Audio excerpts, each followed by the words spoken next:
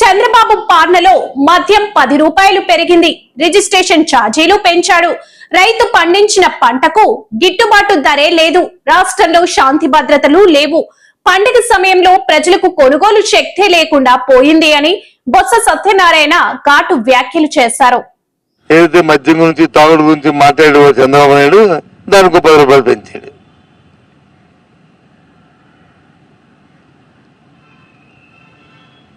వాళ్ళు తాగుడు మీద పెంచారు. ఎవరో ఆ తాగుబోతూ ఆ వ్యసనం ఉన్న వాళ్ళు ఎవరో దానికి బానిసులే అనుకునే నేపథ్యంలో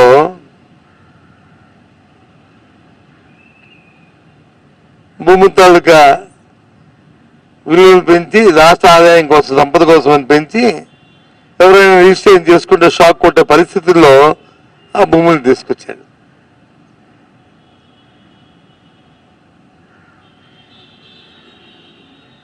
రైతు వచ్చి ఇప్పుడు అమ్ముకుందాము పండిన పంటని అనుకుంటే పోనీ నాదురే లేదు, గిట్టుబాటు ధరే లేదు. పోనీ పంట వేసుకుందానికి పోనీ ఎరువు కొనుక్కుందాం అనుకుంటే ఇప్పుడు కూడా 270 రూపాయలు ఉన్న యూరియా బస్తా మార్కెట్లోకి వెళ్తే 600 రూపాయలు ఉంది. ఇక విద్యార్థుల పరిస్థితి అయితే వాటికి 8 అనుకుంటాను క్వార్టర్. 8 క్వార్టర్లు అంటే క్వార్టర్కి 700 కోట్ల లెక్కని 5,600 కోట్ల రూపాయలు ఫీజు రింబర్స్మెంట్ బకాయిలు ఉన్నాయి వాటికి. గ్రీన్ కో కంపెనీ వాళ్ళు మా సోదరులు వచ్చి ఒక ప్రాజెక్ట్ని కాకినాడలో వాళ్ళు శంకుస్థాపన చేయడం, ఎన్ఎల్సీ ఫ్యాక్టరీ నుంచి టేక్అవుట్ చేసి దాన్ని చేయడం. అది ఇంతకుముందు గత ప్రభుత్వంలో జగన్మోహన్ రెడ్డి గారు ఉన్నప్పుడు చేసుకున్న ఎంఓఏ ప్రకారం దాన్ని ఇప్పుడు వాళ్ళు ప్రారంభించడానికి వాళ్ళు చేద్దామని వాళ్ళు పూనుకున్నారు. చాలా సంతోషం. యాజమాన్యానికి నా అభినందనలు. గత ప్రభుత్వం అంట పారిశ్రామికవేత్తలు వచ్చి బెదరగొట్టేసామంట. ఇప్పుడు మరి మొన్నే కదా అదాని గారు చెప్పారు బెదరగొట్టామో బెదరగొట్టలేదు. అదాని గారు కుమారుడు చెప్పాడు కదా బెదరగొట్ట లేదు. మరి నిన్న గ్రీన్కో ఇవాళ నిన్న పౌండ్ వాళ్ళని అడగొచ్చు కదా బెదరగొట్టామో వాళ్ళని ప్రోత్సహించాము. స్వయాన ఉప ముఖ్యమంత్రి లేదు కర్నూలు ప్రాజెక్ట్ చూడటానికి గ్రీన్కో. మరి అది ఎవరి హయాంలో అయింది? రియల్ ఎస్టేట్ కంపెనీకి ప్రతాప ధనాన్ని విశాఖపట్నంలో ఉన్న భూముల్ని ఉచితంగా ఇస్తామంటే చూస్తూ ఊరుకోం. ప్రత్యక్షంగా పోరాటం చేస్తాం. భగవంతుడి దేవుళ్ళు మళ్ళీ 10 ప్రజల అధికారంలోకి వస్తాం. తప్పకుండా వాటన్నిటి మీద చర్యలు తీసుకుంటాం. మరి ఎస్ ఏం చంద్రబాబు నాయుడు గారు అసలు దేశంలో రాష్ట్రంలో శాంతి భద్రతలు ఉన్నాయా? గత 5 సంవత్సరాల కాలంలో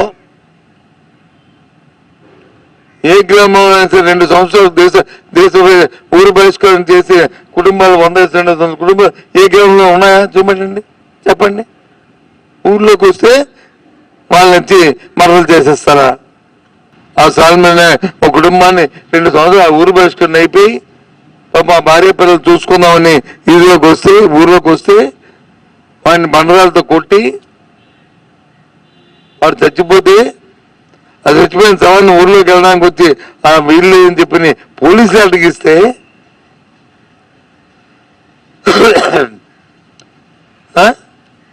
ఏమో ఎక్కడికి వెళ్తుంది వ్యవస్థ? చట్టాన్ని ఏ రకంగా చుట్టాల కింద తీసుకుని ఏ రకంగా సామాన్యులు నివసిస్తున్నారో, ఏ ఒక్క వర్గానికి కూడా మనుగోలు లేకుండా ఏ ఒక్క వర్గానికి కూడా 5,000 నోట్లోకి వెళ్ళే పరిస్థితి లేకుండా ఎంత మానవతాలు కొనుగోలు తగ్గిపోయిందో చూడండి. రైతుకు వచ్చి గిట్టుబాటు ధర లేక, రైతు కూలికి పని లేక, రైతుకు వచ్చి ఎరువులు అందక, సామాన్యుడికి వచ్చి 5,000 నోట్లోకి వెళ్ళే పరిస్థితి కూలి దొరక్క, విద్యార్థులకు చదువు లేక, ఉద్యోగస్తులు జీతాలు లేక ఎక్కడైనా ఒక ఊర్లో ఇగో శుభ్రంగా ఇగో ధాన్యం పండించుకున్నారు, ఇగో గుబ్బుల్లాట్లు ఆడుకున్నారు, లేకపోతే ఇంకోటి ఇవి ఎక్కడికి లేదు మాకు. ఎంతసేపు ఇవి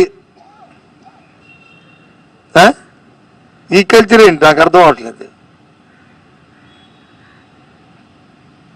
ఎప్పుడు ఇంత దీనిగా ఎప్పుడు చూడలే. సరే సాంప్రదాయాల ప్రకారం ఎక్కడో ఉంటే కోటి బంధాలలో 2 రోజులు ఏవో కొంత ఎంటర్టైన్మెంట్ ఉంటుంది. అదొక భాగం తప్ప అదే ప్రధానమా టీవీ ఇప్పితే?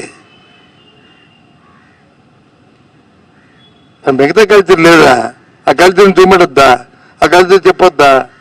ఆ టీవీ ఈ టీవీ అన్ని టీవీ లాగా ఏంటి ఇదేం పరిస్థితి దిక్కుమని పరిస్థితి నాకు అర్థం అవుతుంది.